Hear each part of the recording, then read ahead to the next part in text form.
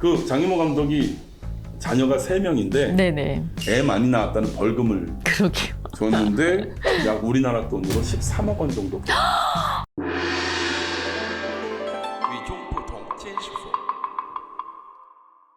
안녕하세요. 차이나는 찐사부의 김원동입니다. 오늘은 좀 무거운 소재를 준비해 주셨다고요. 지금은 문화대혁명이라는 이제 키워드를 조금 떠올려 볼까 합니다. 문화대혁명을 소재로 한 5세대의 거장 감독님들의 작품을 한번 살펴볼까 합니다. 이게 원래 말 그대로 치면 문화대혁명 딱 그럼 딱 듣기에 문화적으로 엄청 좋은 일이 있었나 본데? 문화를 막 부흥시키는 예. 어떤 역대적인 어떤 시기가 아니었나 싶은데 근데 이게 아니었죠? 그죠? 그렇죠. 뭐 66년부터 76년까지 10년 동안 마오쩌둥 시대 때 진행됐었던 하나의 운동인데 전 근대적인 문화와 자본주의를 타파하는 그리고 진정한 사회주의를 실현하고자 하는 어떤 계급 투쟁이었던 거예요. 그러다 보니 기존의 문화라는 어떤 것들을 한 차례 싹 다 갈아엎고 새로 사상을 정비하는 시기였으니 얼마나 많은 변화가 있었겠어요. 근데 그때 제일 많이 썼었던 단어들이 숙청이라는 단어.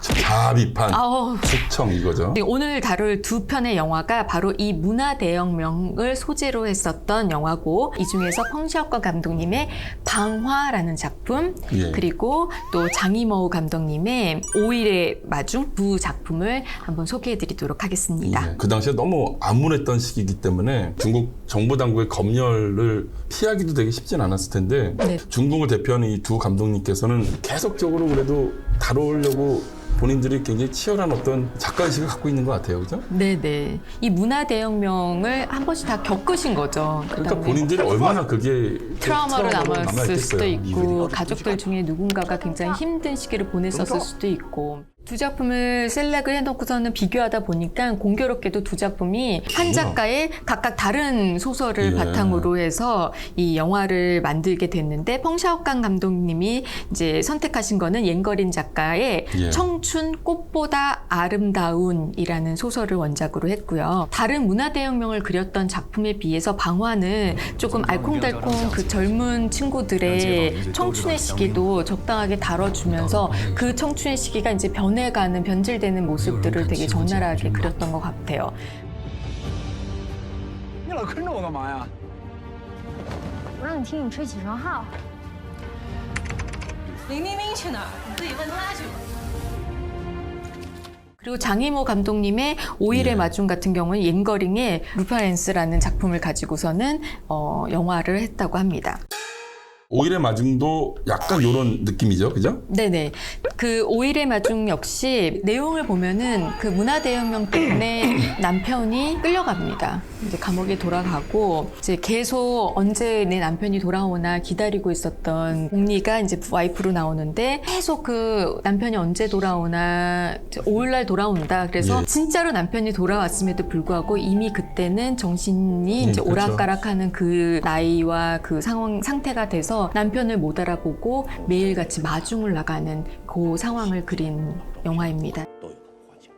그래서 남편이 옆에 있어서 와이프를 돌봐주면서 같이 살지도 못해요. 왜냐면 남편인 줄 인정하지 않기 때문에. 맞아요. 장이모 영화치고선 좀 작품성이 좀 별로 아니야라고 평하시는 분들도 간혹가다 있는데 저는 보면서 되게 애잔한 느낌이 들었어요. 저는 거꾸로 그레이트 월 때 장감독 죽었네. 이미 죽었다 막 이런 평가를 받다가 5일의 마중으로 네. 그나마 좀 옛날의 자신을 찾으려고 하는 노력을 네, 보였다. 네, 저도 약간 그런 느낌이 들었습니다. 네. 여담인데 그 장이모 감독이 자녀가 3명인데 네네. 지금은 이제 산하 제한 관련된 정책이 좀 느슨해지고 풀어졌긴 하지만 예전에는 사실 중국이 한 가정 한 자녀 정책일 때 네네. 장이모 감독 같은 이런 유명한 셀럽이 3명이나 낳고 그럼 되겠냐 그래갖고 애 많이 낳았다는 벌금을 그러게요. 줬는데 약 우리나라 돈으로 13억 원 정도. 저도 그 규모는 오늘 처음 알았네요. 13억 원을 와. 벌금을 했고요. 네네. 예, 그거를 또 한 방에 현금으로 내셨기 때문에 그것도 화제가 됐었던 아, 그렇군요. 그런 어떤 일화도 갖고 계신 아주 중국을 대표하는 감독님이십니다. 그 부분도 네네. 참고하시면 될 것 같습니다. 우리가 말하는 중국 5세대 감독 이쪽으로 한번 좀 더 심도 있게 한번 들어가 볼까요? 문화 대혁명을 몸으로 다 체험을 하고 그 트라우마도 가지고 있으면서 그 시기 끝말에 이제 영화를 전공을 하겠다라고 이제 공부를 시작한 사람들이 바로 5세대 감독이라고 할 수 있을 것 같습니다.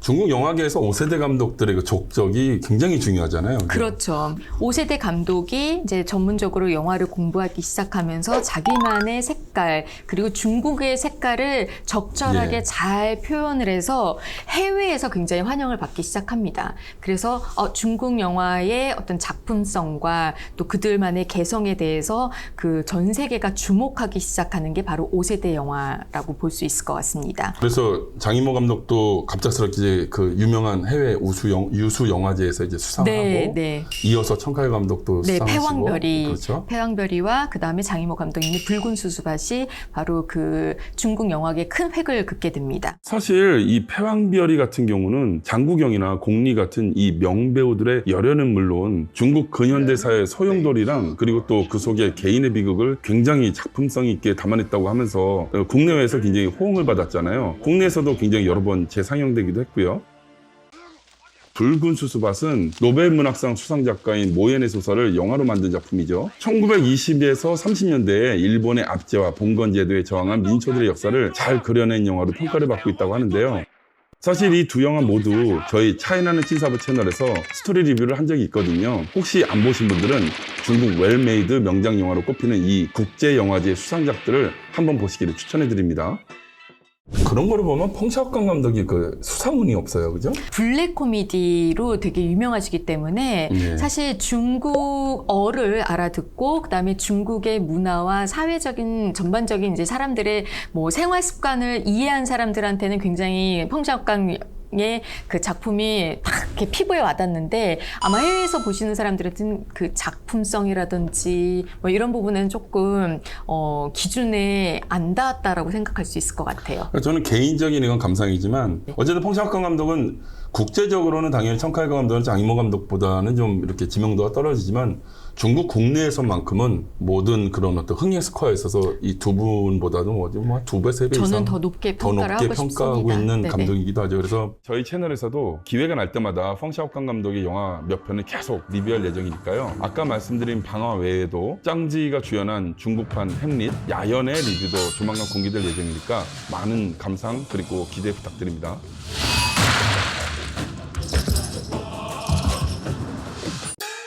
그래서 5세대 감독들이 보면은 출발점은 결과적으로 그 국제영화제가 시상으로부터 주목받으면서 출발점이라고 할 수 있겠어요? 네네. 주목을 받은 이후에 이제 90년대 후반에 이제 활동을 하기 시작한 젊은 감독들이 이제 등장을 하는데 장이모, 펑샤오강, 첸카이거 이 뒷세대를 이제 6세대라고 일컫죠. 저희가 그래서 그러면 6세대 감독 관련해서는 저희가 다음 편에 이어서 계속 하도록 하겠습니다. 감사합니다.